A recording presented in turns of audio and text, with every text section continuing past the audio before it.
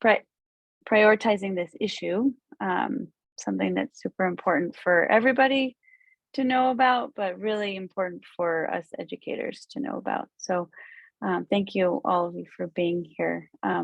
So yes, welcome to Anti-Human Trafficking in Schools and what we can do to take action. My name is Veronica. I've been at Atlanta International School for 19 years. I do recognize some fellow former colleagues on this call. It's great to see you. And I've been working with AIS Against Human Trafficking.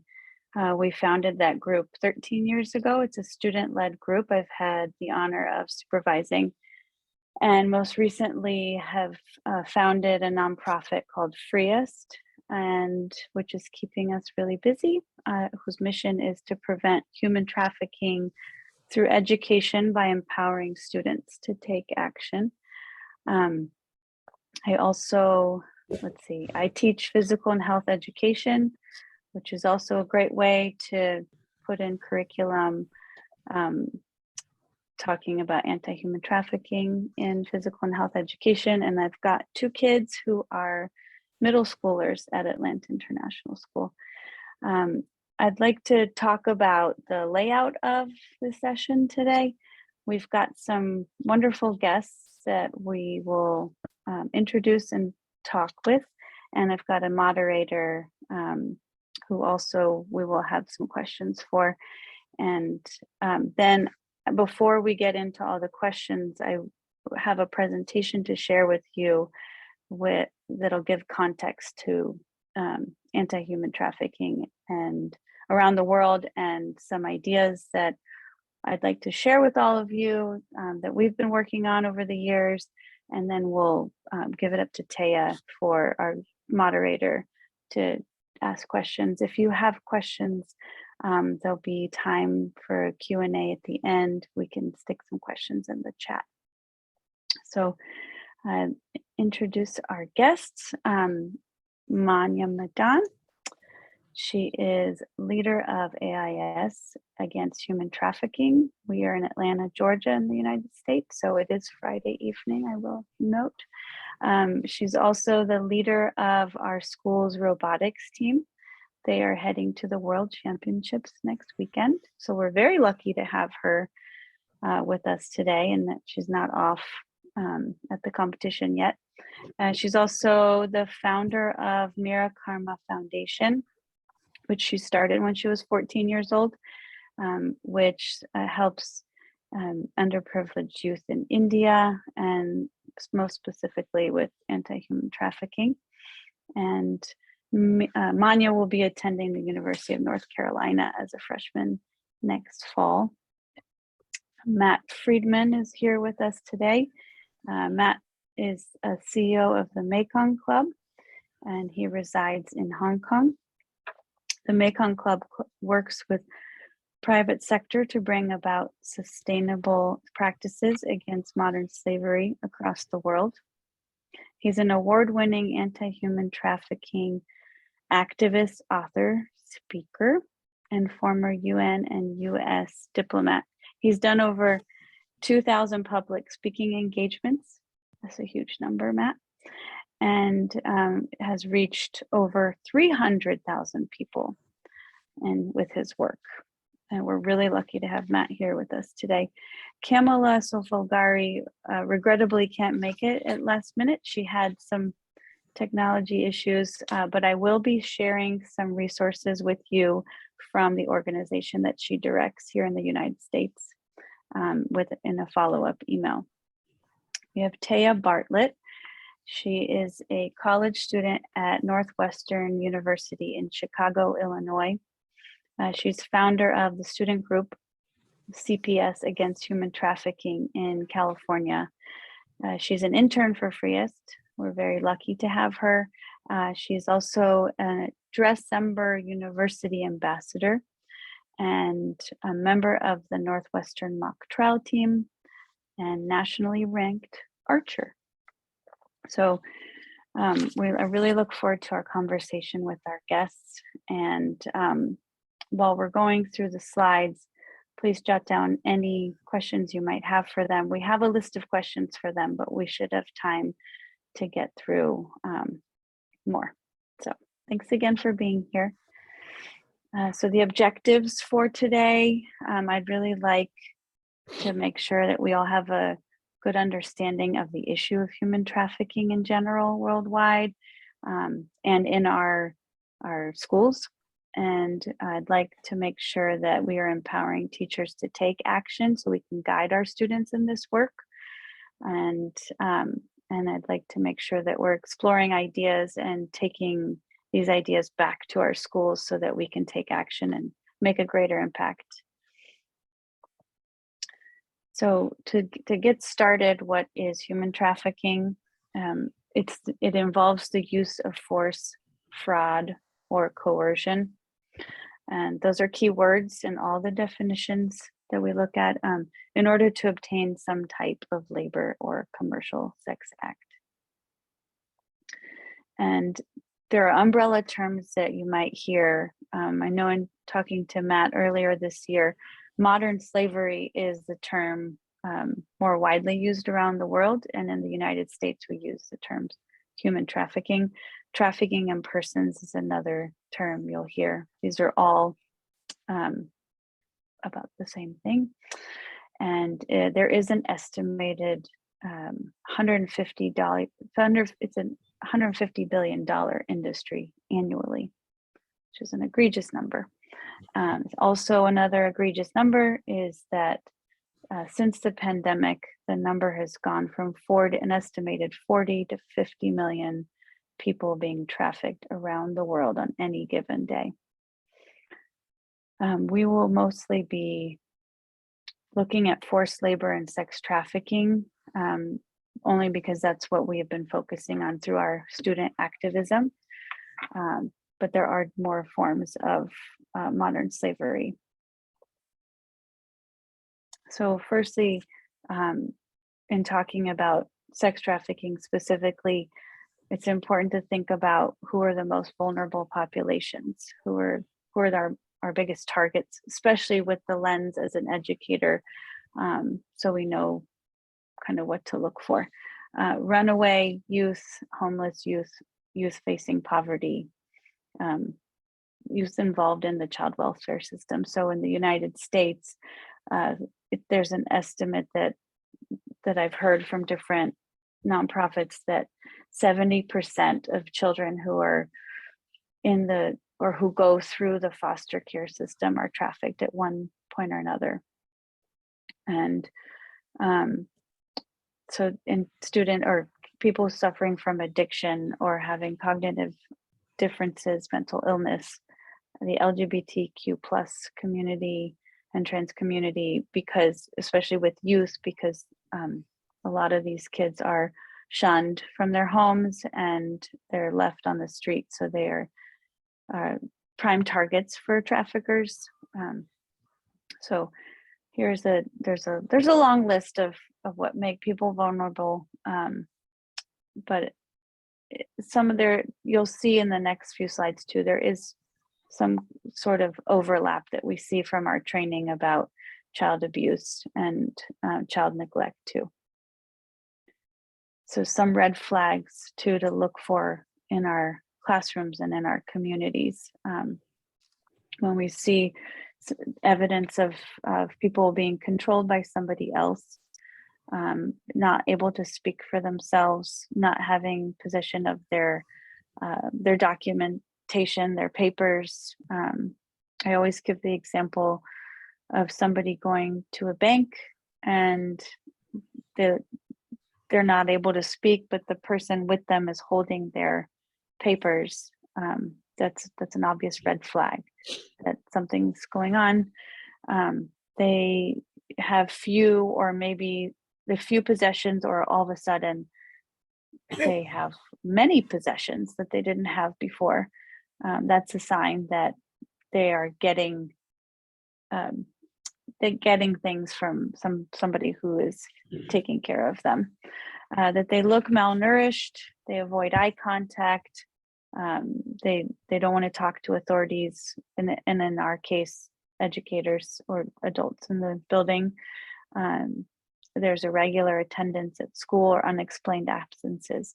And then a few things that were aha moments for me before when I was learning about sex trafficking is the branding tattoos. So tattoos can mean so many different things, but there are specific tattoos that traffickers use, such as barcodes, or they might put dollar signs or bags of money, property of, or nicknames of the trafficker with a crown on top of the nickname.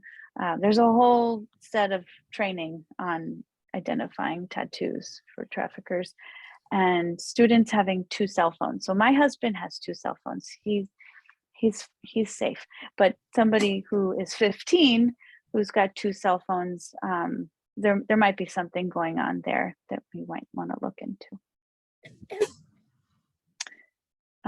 So, and then for labor trafficking, again, there is some overlap in, oh, I skipped a slide.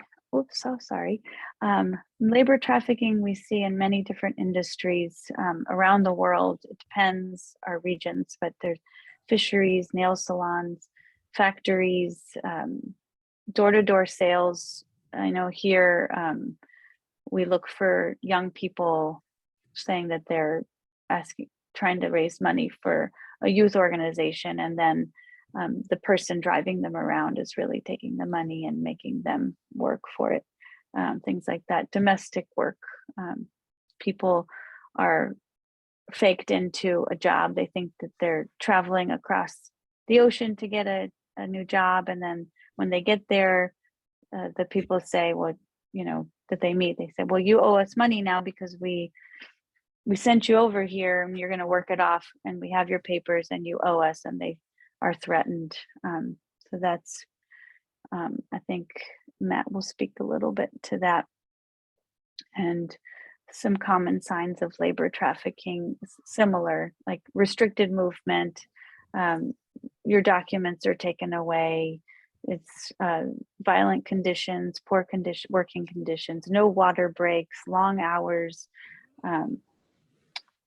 threats, and the abusive living conditions are living in a 1-bedroom apartment with 10 people and no furniture, and you're not allowed to leave, and the list goes on and on. Child marriage. Before, with my students, we've never really touched on child marriage, but most recently when organizing #MyFreedomDay with CNN, our global student movement, that we have an annual day where kids raise awareness and take action on human trafficking. But I was talking on Zoom with some students in Kazakhstan, and then the next day with some students in Zimbabwe, and they said they were going to raise awareness about forced marriage and child marriage. And when I was talking to them, they were about 15 to 17 years old. I praised them. I said, this is great that you guys are tackling something that's so serious and upsetting for your age group. And they said, no, miss, this is not our age group. These are 5 to 9 year olds. Mm-hmm. And I honestly, I didn't know what to say. And so, the people who are family members and who know them are the ones that are selling them. So it's also something important to know when talking about trafficking. Similarly, the grooming process happens in plain sight. I think it's really important that we all learn more and more about the myths versus, like, dispelling myths about trafficking.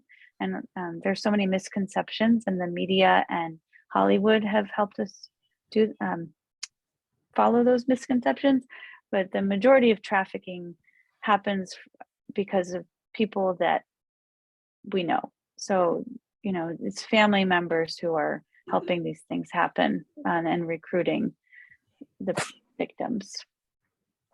A really great resource. Again, I will be sharing links in a follow-up email, but Polaris has a lot of good stories in there to help teach you more about the grooming process and what it looks like.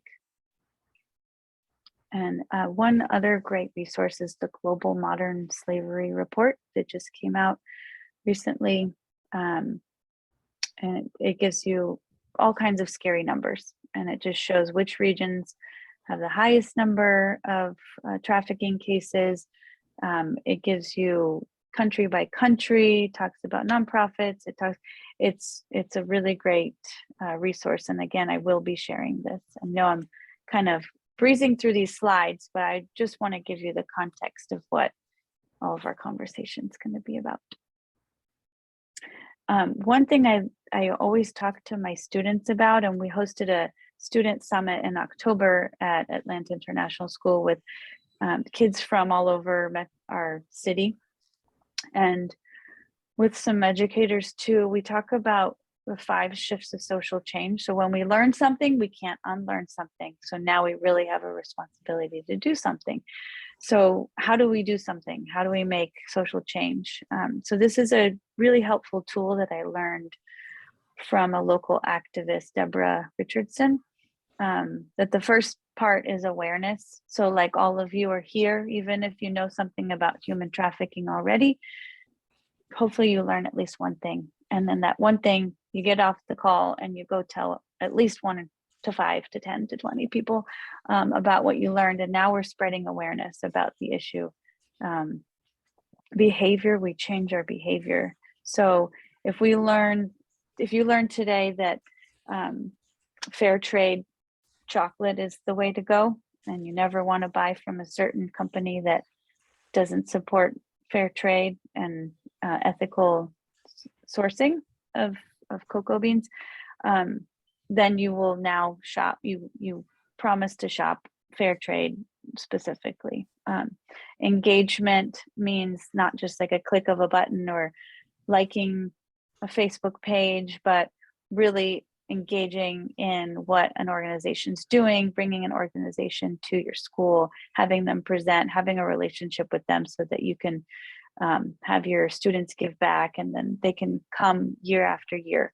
And public policy, getting the student body or getting your community involved in changing laws and signing petitions and following up. Holding the line simply means, okay, a law has passed, but what are they doing? I don't know about everywhere in the world, but in Georgia, a law was passed that we have to teach human trafficking prevention in all physical and health education classes from 6th to 12th grade, but there's no money attached to that, so people just aren't doing it. So that next step is holding the line. So what do we do about that? So again, I can send all this later, but these are just things that I really believe in that help make change. And also, I like asking students 3 whys. So I talked to one leadership class at a local school and asked them, why might human trafficking matter to me? And we had all kinds of interesting, fun answers. And then get a little bit deeper. Why might it matter to people around me? So my friends, my family, the people in my city, the people in my country, and that kind of, makes them think about everything around them. And then they think about the greater world. Like, how does that chocolate affect me? How does that chocolate affect the people around me? How does that chocolate affecting these kids in Ghana? Or, so these are just some things to think about when working in our schools. And we don't have a ton of time, but I would really like to share with you some highlights from this year's #MyFreedomDay. It's a day we started. CNN Freedom Project was started, I think it was 13, if not 12 years ago. And they focus on modern slavery stories, and they're incredible. Everything that they do is amazing. They have so many resources on their website. It's 7 years ago, we started #MyFreedomDay, which is a global day of action. So students literally everywhere. So I put this map up to show you. They do what's appropriate for their local communities and their schools, and what they can do, and about raising awareness in their community. So it could be a community center, it could be in a school, it could be in a university. And so at Atlanta International School, it's a big day. It's a day that is on the school calendar. Everybody knows about it, and it's K through 12 for us. And I look forward to sharing that video with you later, because every time I watch the highlights, it's more exciting each time, because you literally have kids from everywhere, and seeing how proud they are to present and show their work, and they're talking about something really hard, and they're proud and open about it. And I don't know about all of you on the call, but when I was 12 and 15 and 17, I wasn't talking about human trafficking and modern slavery and things that were affecting my age group, as the average age of someone being trafficked is 12 to 14 years old. So that's something that I believe is the key way to get students started in anti-human trafficking efforts at their school. So another, in closing up, so my Freedom Day is a big day of action, having a calendar of events at your school so that you can bring all this information in. Curriculum, we use Protect by Three Strands Global Foundation, and it's a very comprehensive curriculum. It's age appropriate, so they have like a kindergarten to fourth grade or third grade, and then fourth, fifth, and sixth grade curriculum.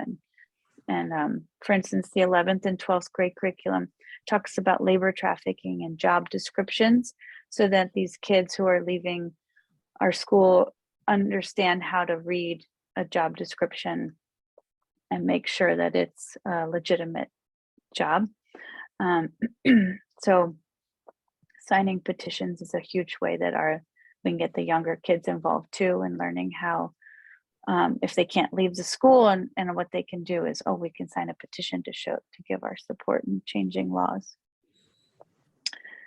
And fair trade campaigns is another thing we can talk about later. And lastly, how do we report something when we see something? There are so many different ways, but I have on our website, it has links to a global modern slavery directory. This is also on CNN Freedom Project's website, and we can talk in more depth about that as well.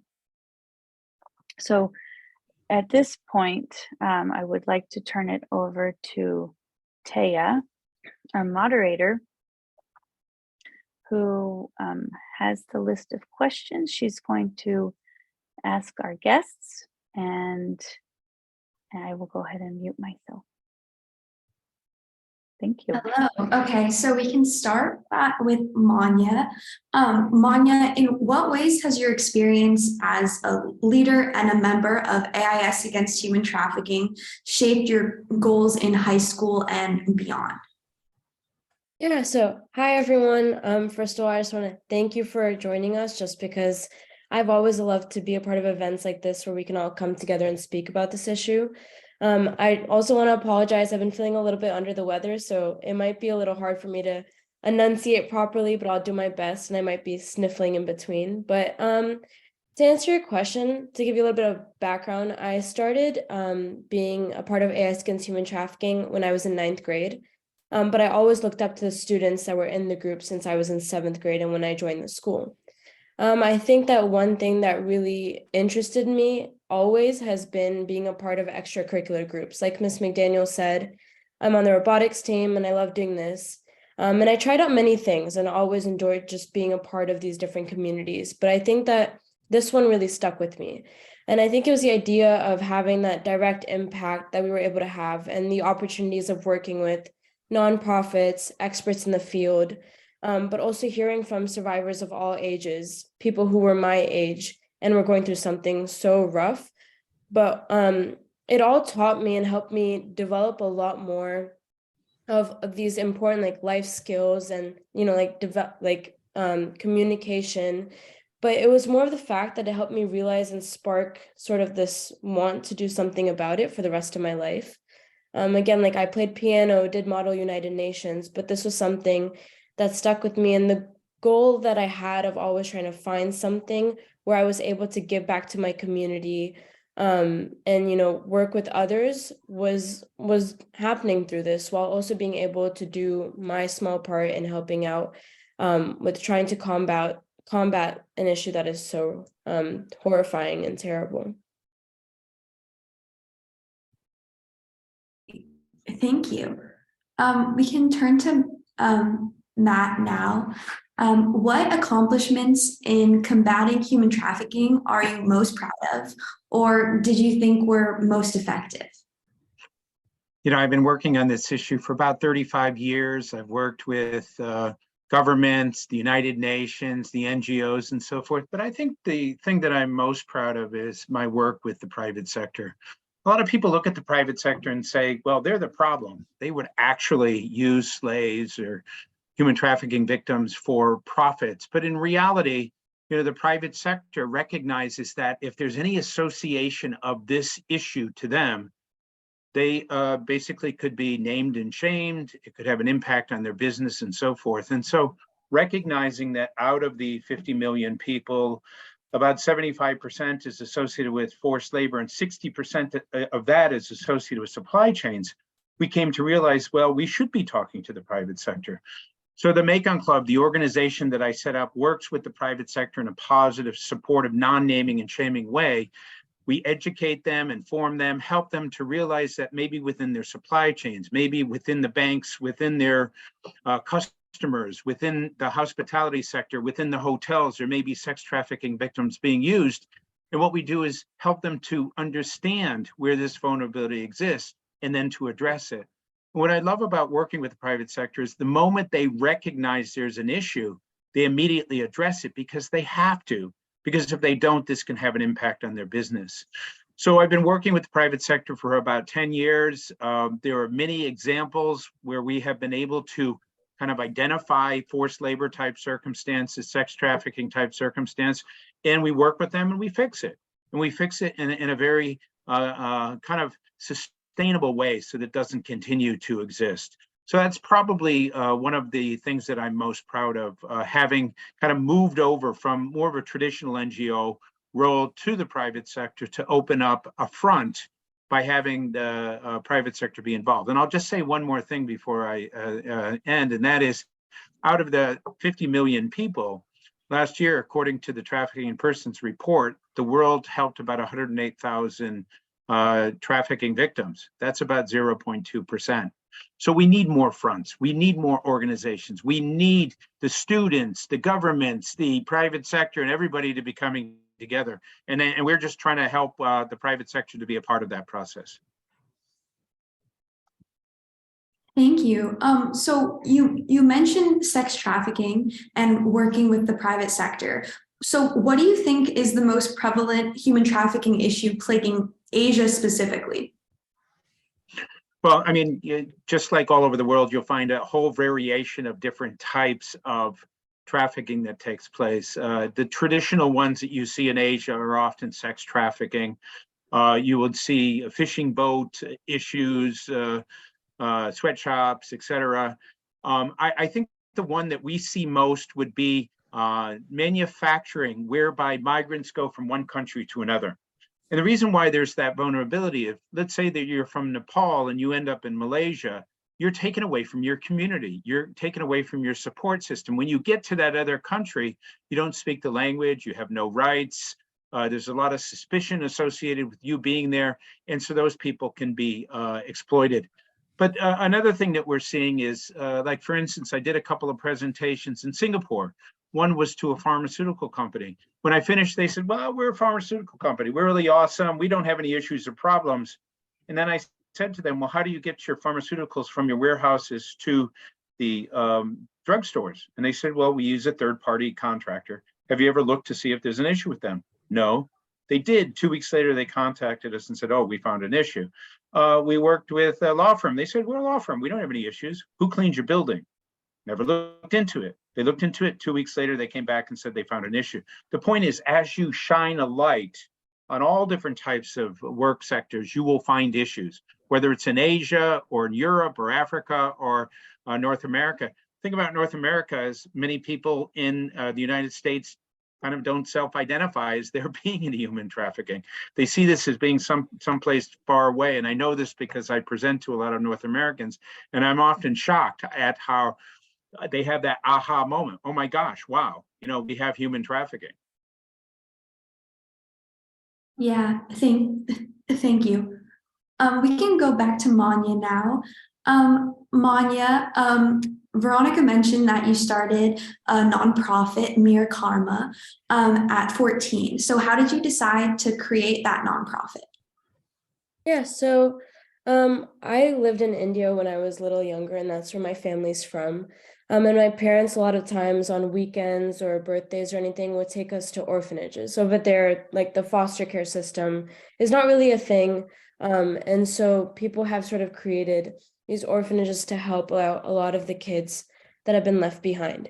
And I think that when I went there, when I spent the time, playing games with them, singing songs and all that kind of stuff, I started to realize sort of the things that I take for granted every single day. And it was sort of that idea that, there's so much more that, just spending that little bit of time with them does so much more and just brings so much more happiness to their lives after going through such a rough period. And every summer I used to go back there once we moved back here as well. And I spent time with the kids. And there was this one kid, his name was Ram, and he was about my age, a little younger than me. And when I was leaving that summer after spending a few weeks there, he actually stopped me and he's like, can you please come back? People that always come back here, they say they'll come back the next summer, but they never end up coming back.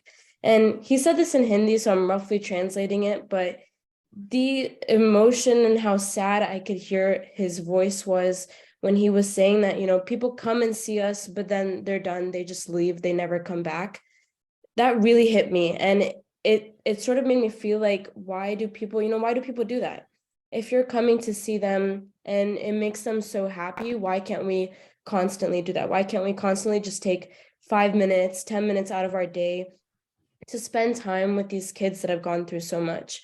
And I think that being a part of a group like AS Against Human Trafficking, where I was also meeting survivors of human trafficking that have now grown up to talk about this issue and to do something about it, I've heard about their stories and realized how much was taken from their lives. And I think the main idea was that I wanted to start and have sort of this platform where people from all over the world could have that direct connection to these kids. It wasn't just, you're sending a donation and you're done. It was more of being able to have a platform where you can talk to them, where you can check up on them. And, I'll help them have a bigger family and, help them have a better day. And so I wanted a medium where I could have a more constant and sustainable platform to not just do my small part in what I think I should do in terms of giving back to my community, but also finding a way to do that for everyone. And I think that one thing that I talk about a lot is how when parents ask me, why are you talking about such a strong issue? Don't you think that this is too much for like a kid to handle? And I think that's a huge part of sort of a misconception that is sort of in our society, that kids should not be talking about this, that parents shouldn't bring it up with their kids, that if they don't know about it, they won't realize it. So then they'll be safe from it. But I think that's the opposite to the truth. I think they need to talk about it. Like Ms. McDaniel said, 10 to 14-year-olds are the most targeted for this issue. And so I wanted to not wait till I could, start having a career to do something about it. And so that's why I wanted to start a nonprofit so that I could have that platform, but also as a student, knowing how I talk to my friends, knowing how our world works now with social media and everything, I realized that, I could take what I'm learning from being a part of groups like AS Against Human Trafficking, talking to survivors and having these opportunities to find a way as a kid to speak to others about this issue. And so that was sort of my main goal of wanting to do something and formalize it into a nonprofit organization. That's great. So shifting to a more business side of things, Matt, what can we do to raise awareness about this issue in businesses specifically? And how can we play our part in that as consumers? A great question. Thank you for asking that. One of the things that we're doing here with corporates is sweatshop simulation. We're actually bringing CEOs and directors and senior level people and putting them in a room and having them put nuts on and off of bolts for 2 or 3 hours. During the time they're doing this, they can't talk, they can't eat, can't drink, use the toilet, and if they don't do it fast enough, we shout at them. Now, why we do this is that sometimes to experience what it's like to be in a situation gives you a feeling and an emotional response that stays with you. And so you can't really kind of emulate sex trafficking. I mean, how do you do that? But forced labor, you can. So at the end of this 2 or 3 hour period of time, we say to them, imagine if this was your life, that you had to do this from 6 in the morning till 11 o'clock every day. And if you didn't do it, you would be yelled at, shouted at, you have no freedom of movement, all your hopes and dreams and aspirations are taken away. And as a result of this process, many of them walk away again with that aha moment. Oh my gosh, wow, now I understand what it is that we're talking about related to human trafficking. Another way is for students to get involved. If you are somebody who buys from branded shops, before you go to the shop to buy something, go online to see whether or not that shop has a policy. Most major companies do. If they do, there's a contact email there. Congratulate them. Say thank you for doing this. It really means a lot to know that, in fact, what you're doing is helping to make the world a better place. If they don't have a policy, you can in a very polite way say, listen, I like your products. I'd feel better if you had some type of a policy or statement that indicated what your feelings are related to this. I'll give one more example. I did a presentation in the United States a couple of years ago, and a bunch of students came up and said, what can we do? And so off the top of my head, I said, well, is there a department store anywhere nearby here? And they said, yeah, it's right down the street. I said, okay, once a day, each of you go in around 1 o'clock, find the manager of the store, and just very politely say, you have all these products, how do you know that they're not tainted by modern slavery? Do it in a respectful way. You don't have to be challenging.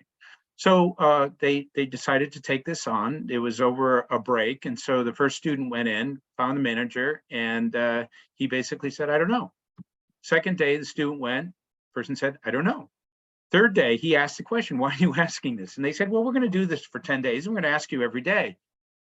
Fourth day, he actually had a piece of paper in his hand. That was the policy from the organization. Fifth day, he knew what that policy said from word to word. Sixth day, it was on the cash register. Seventh day, the person who was doing the cash register understood it. So he was kind of a person who understood what they were doing. He went along with this. He understood that it was a way of teaching a lesson, not only for the students, but for his people as well. And it turned out to be quite positive. The point is, in going back to Manya's, involvement in an early age, I often have students say, well, I'm just a student. What can I possibly do? Well, you set up an NGO when you were 14 years old. Students have things to offer at all ages. In fact, my youngest volunteer was 9 years old. She contacted me and said, I saw you in a documentary. I want to help. I said, you're 9 years old. She said, so what? I said, you're 9 years old. She said, 9-year-olds are the new 16-year-olds. Give me a chance. I said, what can you do? She said, I can find anything on the internet. So I tasked her with finding some things on the internet that I had given to my second-year Yale law student interns that they couldn't find. 2 days later, she gave it to me and said, okay, what do I need to do next? The point is, it doesn't matter where you are in your life. We all have something to offer. Identify what your God-given gift is, what you're good at. Public speaking, maybe it's fundraising, maybe it's poetry, maybe it's dance. Apply those things to addressing awareness for modern slavery, and it's kind of a win-win. You're using your skill, and at the same time, you're benefiting. But don't ever let your age be a restriction in this process. Yeah, that's actually a great segue into the next question for Manya. Manya, what can students do to get involved in the fight against human trafficking? Yeah, so I completely agree with what Mr. Matt said. I think that a lot of the times, and what I talked about before, there's this huge misconception that kids are just kids, they should stick to just having fun in their childhood, they'll figure it out later. They don't need to do anything right now. But I think that a huge part of what I've learned from being a part of a high school group, and now we started a middle school group as well, is that there is a lot that a kid can do. And so one thing that our group started to do is incorporate human trafficking education into curriculums in our school. So we found classes, and for more obvious ones like psychology and talking about the mental health effects and psychological effects of for a survivor, to then going to economics and talking about fair trade products and the business sectors, but also looking at classes like sciences and talking about, situations in laboratories and with chemicals and all that kind of stuff. There are many different ways where you can find how to involve human trafficking education into your everyday curriculums. And I think that's the best way to sort of slip that information in so that people start to realize it more. And it's not just, talk about it once and leave it. It's about the fact that you constantly talk about it again and again and again, and in different situations. And so I think that's a huge part of it. And adding to that, connecting with community organizations around you. There are nonprofit organizations everywhere that are doing something about this. I know that one thing that our group really enjoys to do is lobbying and advocating for policies. And something that I wish Miss Camilla was here to talk about was what Street Grace organizes. And so we go to the Georgia Capitol and we lobby for policies that we think that they need to talk about, that they need to pass. And that helps us understand more about the policies and the governmental side of doing something about this issue. But it also shows sort of like a direct impact that kids can have. And talking to the senators and the legislators, you hear about how when they hear a child talking about an issue like this, it sets it in their brain a lot more. It makes them realize that there are kids fighting for this issue. It is something very important to the future generation, and especially to those that are most targeted. We need to do something about it. And I think that extra force is something that is what kids should do. And when it comes to teachers and parents, it's going back to what we talked about, that misconception that you should not talk about it with younger kids. And Miss McDaniel and I, we went to this sort of like the circle of like just talking about this problem with Atlanta United, like fan groups. And so we had fans of our soccer team come together and speak about and ask questions about human trafficking. And a lot of the people there just didn't understand, how should they talk to their kids about it and all that kind of stuff. And I think that, being a part of discussions like this, talking to more people and raising awareness on your own can teach you so much that then when you spread that to others and talk about it more, that does enough as well. And I think one of the last things is sort of what our world is very much circled around, especially during COVID and all, is social media. Even though social media can be something that can be harmful at times and spread miscommunication and misconceptions, I think it's also a great way to spread that message and to talk about it more, to start discussions. And so taking advantage and using the good sides of it is something that, students love to do anyways. They love to go on Instagram, on all these different social media platforms. And so using that to the advantage to talk about these issues is something that I feel that is very helpful and a great way to get involved in trying to do something about this issue. Yeah, and as a student who's been a part of this fight for so long, what would you say you want parents and teachers to be doing? I think, like This I question mentioned, sorry. sorry. I can just say a few things. So I think like what I mentioned, it's talking about it, but also realizing that it's a huge issue. It is not just what, sometimes you see in movies of a person getting kidnapped and shipped across the world. There's so much more to human trafficking. There's so many different things that fall under this umbrella term. And I think it's, first of all, raising awareness on your own, understanding and educating yourself, and then talking about it with others, and then going and doing these things like advocating for policies, and holding more of these discussions and working with nonprofit organizations. But Mr. Matt probably has, more to say about it, just because I know that I read his posts all the time on like LinkedIn and all, that's just raising awareness about this. And I think that definitely does spark a lot more interest in wanting to do more. So.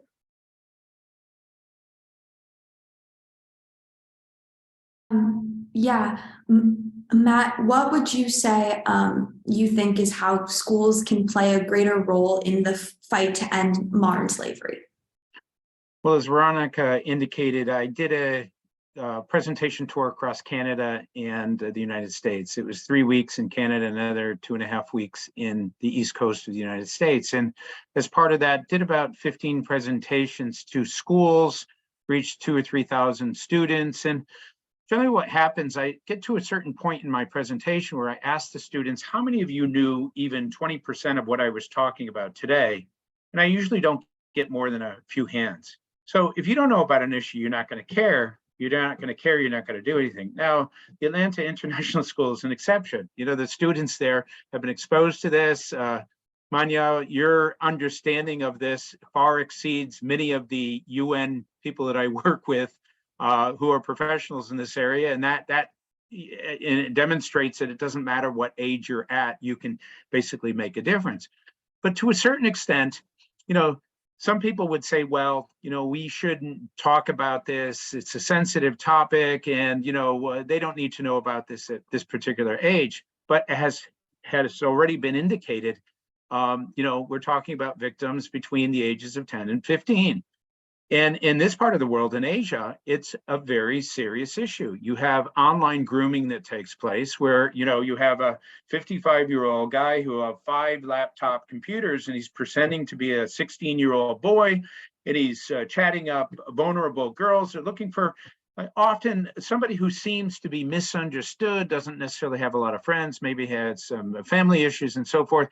He is able to kind of key in with that particular individual. And as a result of that, eventually creates a scenario where perhaps he asks you to show some skin and show a photograph. And when that send, he extorts, either money from that person or gets that person to get into prostitution. It's a common problem. And so it's relevant and important that people know about this.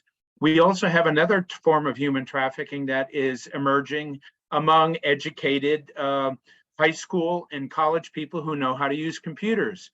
They're being trafficked from Hong Kong, Singapore, Vietnam, Malaysia to Cambodia to basically be in scam centers. So they'll be offered a job. Maybe it's $5,000 a month. For a young person, that's a lot of money. They're told that they're going to work in a casino and they're going to have a great life and a great summer. When they get there, they're taken away to a scam center and then forced to work from 9 until maybe midnight every day, 9 morning, scamming people. If they don't, they get beaten, tortured, and so forth. So the point I'm making is that we have to educate schools, because it's not just that thing that's out there that's happening to somebody else. It could happen to you or somebody or a family member and so forth. So it's extremely important that we emphasize the relevance of awareness raising, not only so that they understand this, but also to protect themselves and their network. And I guess either Manya or Matt, feel free to answer this question. But as a part of that awareness raising, are there any misconceptions that either of you have encountered about human trafficking? And how do you think we can work to limit the spread of those kinds of stereotypes or generalizations? I'll start. One misconception, and this has been already stated by Veronica, is the fact that there are these strangers from far away that come into your community and get you into an alley with a trench coat on, and they trick and deceive you into kind of going off into a trafficking situation. As been indicated, you often have a situation where the person who is trafficking is known within that community. That could be a family member, it could be a community person who knows that this particular individual has some type of vulnerability. I often hear people say that the family was so desperate that they sold their child into sex trafficking.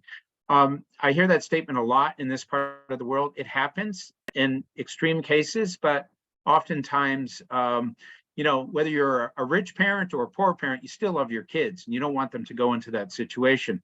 So often the family members that we're talking about would be cousins or uncles or people who are having issues in their own life, maybe financial issues, and they're trying to buy their way out of it, that will do this type of trafficking. That's a misconception that parents will sell their own kids. As I say, if you're an alcoholic, a gambling person who's in terrible circumstances, maybe that happens, but not nearly as much as people think. Amanya, is there anything you would add to that in terms of misconceptions about human trafficking?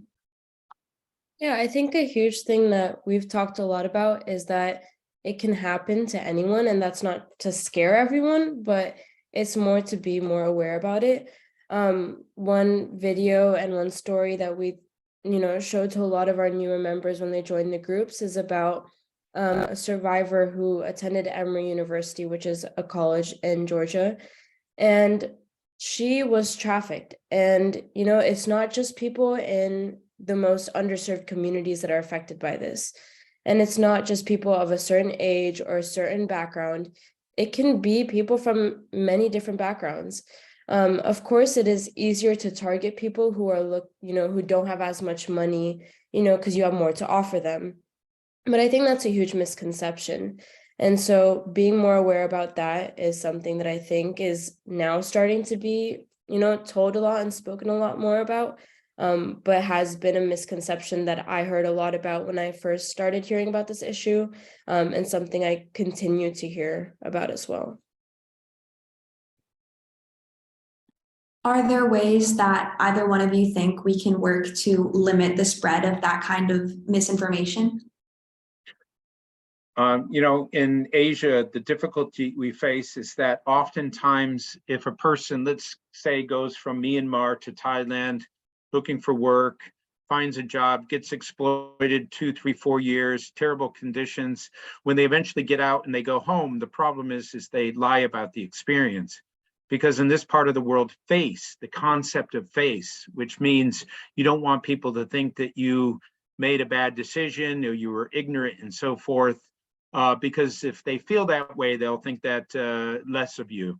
So you have a lot of migrants who have been trafficked that go home and lie about their experience. And so when we try to raise awareness within these communities and we say, if you go to Thailand, there's a vulnerability, a lot of the communities say, well, we don't know anything about what you're talking about. All those guys over there went to Thailand and they had this great experience. And I know that all those people basically had been trafficked.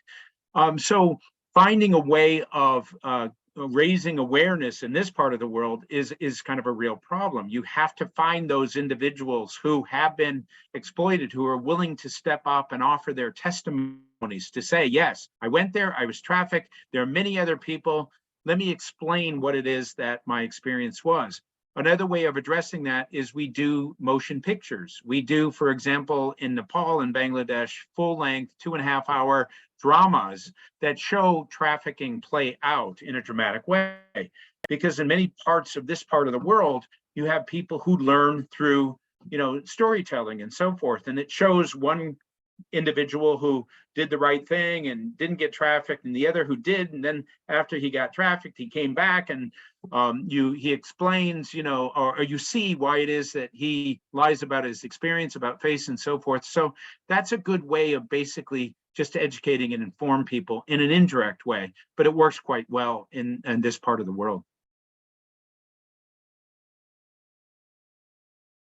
Yeah, I think I have another question for both of you. And we can start with Manya on this one, but what should the general public do if they think human trafficking is occurring, or just why should they get involved in this issue? Yeah, so one thing that I know, and I've spoken to people about the issue is that many people are not aware that there is a hotline number. People are aware that there is an emergency number for, direct help if you're getting injured or something like that. But there is a hotline number that you can call for human trafficking. If you see something happening, you can call them and, they'll walk you through the steps and everything of what to do. I think another thing is just, check if you can, possibly finding ways to ask questions and knowing what questions to ask. That's a huge thing that we've talked about. The first step almost is to understand the signs of human trafficking, understand, if you see something happening, whether that's sex trafficking or labor trafficking, and then, knowing those exact questions that are the right ones to ask the person who's possibly in that situation. And finding the safest way to keep yourself safe, but also help out that person. And so I think, taking the helping hand of authorities and nonprofit organizations that are out there is a great way to do that. Yeah, just to add to that, a great answer.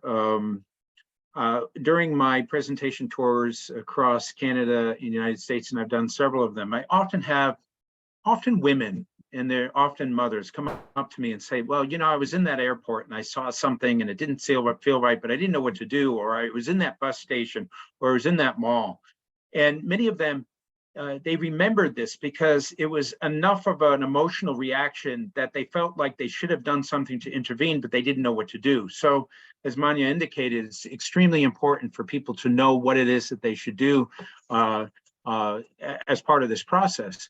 In Asia, sometimes what happens is people feel so compelled to address a human trafficking issue in front of them that they intervene in person. And that can be super dangerous, whether it's in the United States or in Asia. You shouldn't do that. So the reason why I say that is you're dealing with criminal behavior, people who basically wouldn't hesitate to use violence to go against somebody or to use threats or various other things. So there are things to do, which is to, if you see something, report it, make sure you know what the indications signs are. Maybe it's human trafficking, maybe it isn't, but you still should report it anyways. Let the authorities address this. What you shouldn't do is to intervene yourself. You shouldn't put yourself in that situation because it could create harm not only for you, but also for that human trafficking victim. And that might also result in that human trafficking victim being further victimized because the perpetrator may blame that person for somebody intervening on their behalf. Yeah, and I think we can do one more question and then turn to the question that was just put in the chat. But I guess you both can speak to this slightly differently, but I guess for Manya, how do you think schools can play a bigger role in the fight to end human trafficking? And for Matt, how can businesses play a bigger role in this fight? And we can start with Manya. Yeah, so like Ms. McDaniel talked about, even though Georgia made the rule, a lot of schools didn't, have the sort of the incentive that they wanted in order to talk about it. And I think that's a big issue in our society, that you sort of need an incentive to talk about an issue like this, especially when it's impacting so many students. But I think the biggest way is finding creative ways to do it. It's sort of the sad truth that, students are not going to sit there and read a report about an issue like this. And so I think like what we've done over the years during my Freedom Day and in our school is finding those creative ways. So for like example, for last year, we did a fair trade fair where we invited a bunch of nonprofit organizations and companies that had fair trade products and spoke about exactly what they were doing, why they were doing it, and what the community around them can do. And this year we had a sports related theme, just because the World Cup just happened. Our school is very passionate about soccer. And so, using that to the advantage of being able to talk about human trafficking in the sports industry. And I think schools need to find ways to incorporate speaking about this problem in ways that can sort of grab students' attention and also, grab the attention of parents and people in their community to start having discussions about it. And so I think that's what I've seen has been a big part of what is helpful. But I mean, I also keep in mind that that is something that is specific to our school, and then it might not be the same for, many different schools. It might be harder to get as many people's attention. It might be harder to organize events like this. And so I think one of the ways to do that is just by incorporating that education, like I talked about before, into the curriculums, finding sort of almost a subtle way, but also a direct and indirect way, I guess is a better word, to talk and speak about this issue, whereas you're not having to go, way out of line, or, people are not being like, why are we talking about this? And so I think that is something that schools should do. And I think that schools need to understand that it is a huge issue, and it is a big issue that is possibly can impact some of their students.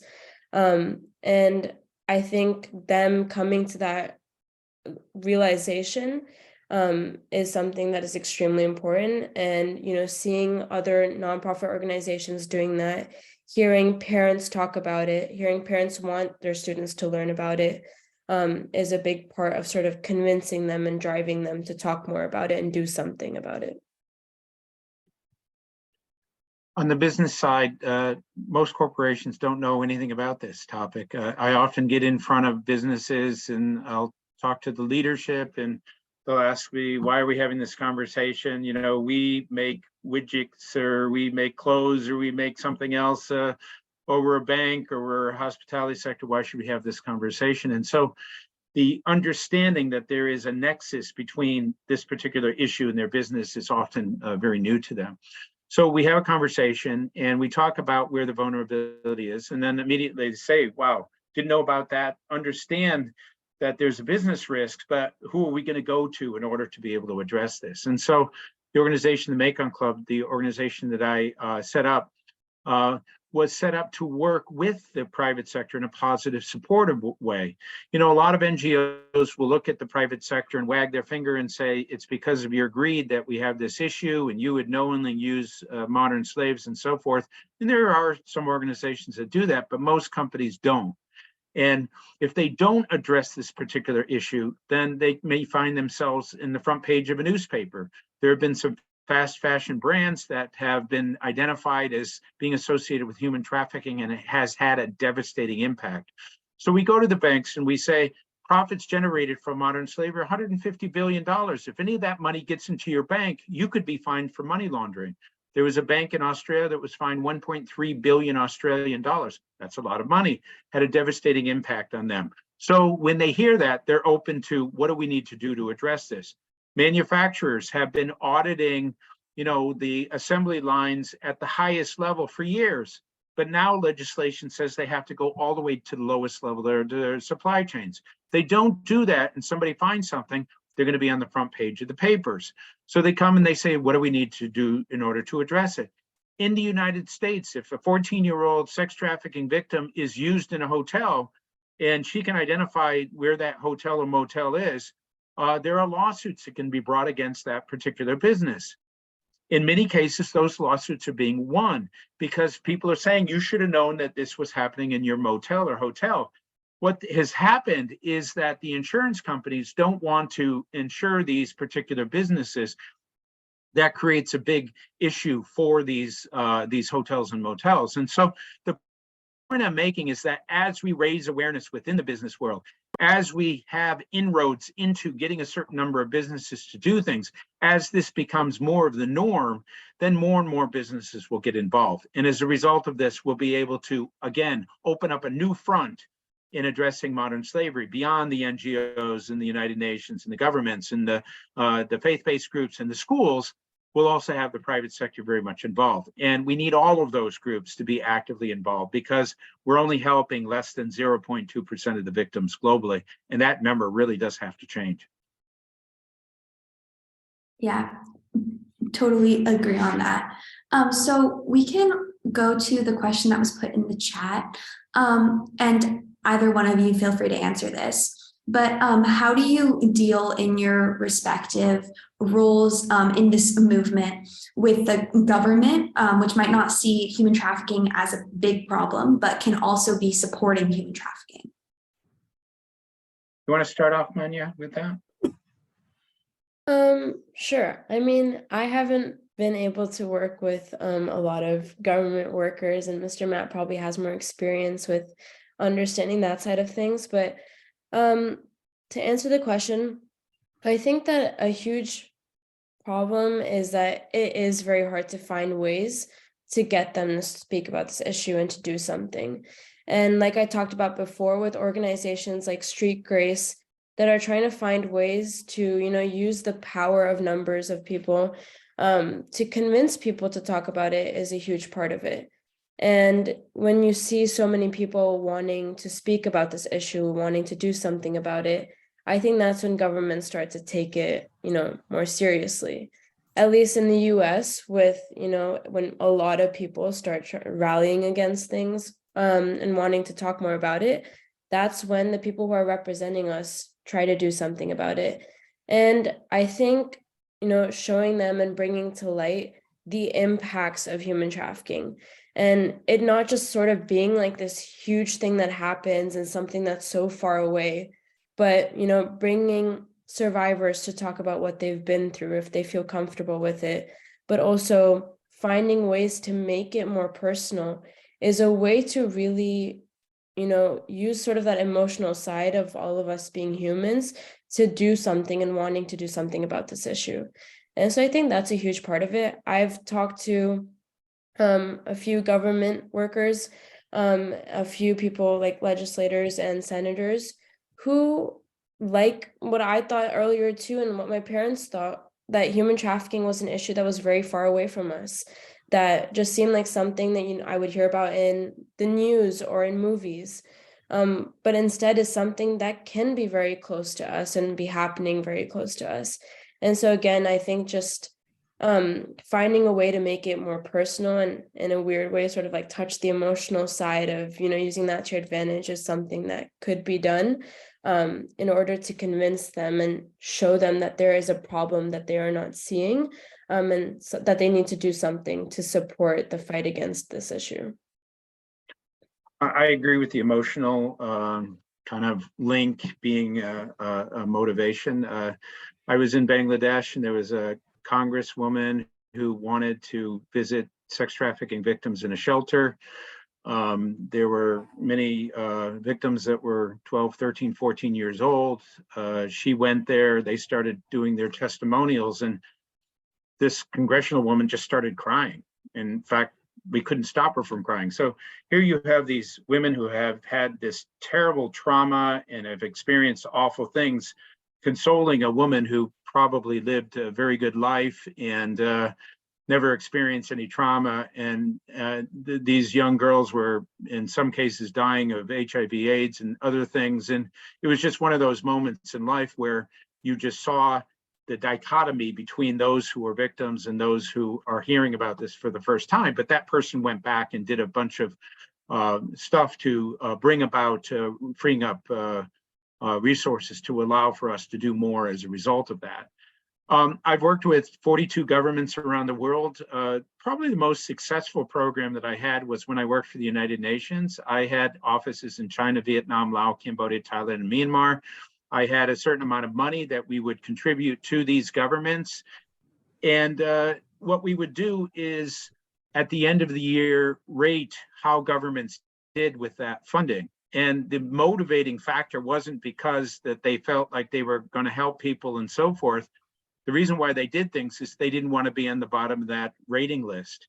So, if Laos, for example, does better than China, that's an embarrassment for China. So using that kind of peer pressure to basically convince governments to step up and do things was what worked in order for things to happen.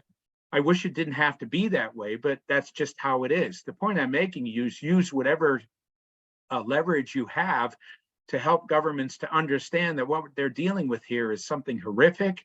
We're talking about thousands and tens of thousands and millions of people in this situation. They have a role in the responsibility to address this, even though they think it's not a priority. It should be, because you're talking about so many different human rights that are being violated in a single situation with every human trafficking victim. It's not just one, it's all of the human rights that are built into this type of thing. So it's a challenge to address this issue with governments, but there are things that can be done to address it. Yeah, thank you. Okay, so I think at this point we can open it up to everyone else. If you guys want to put questions in the chat, feel free to, or if you want to ask, maybe the raise hand function would be good. And in the meantime, oh, sorry, go ahead. No, I want to add that, Taya, we can open questions up to you as well at this point too, as a student supporter against human trafficking.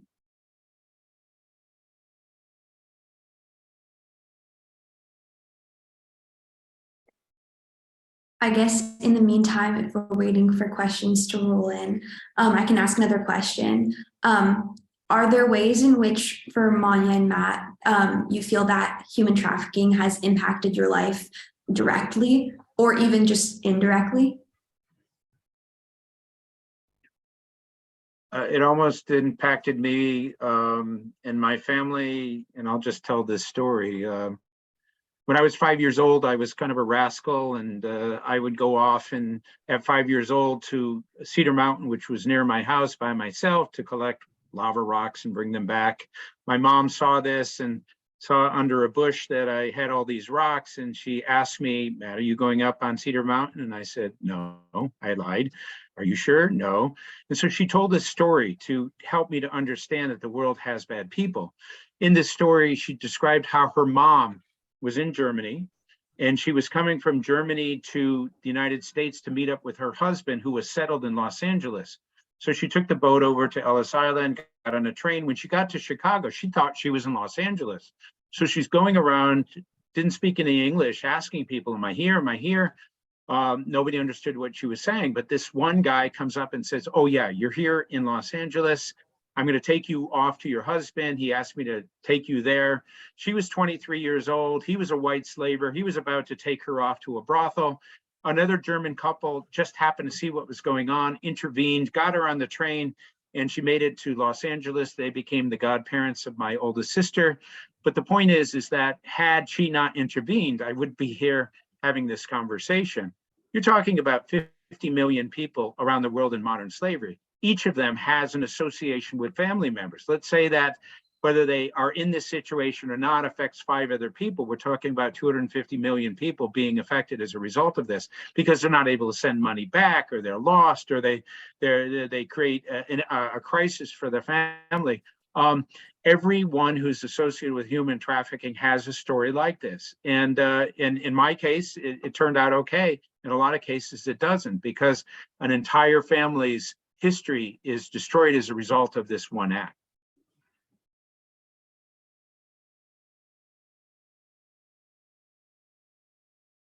Yeah, and I see we just got a question in the chat.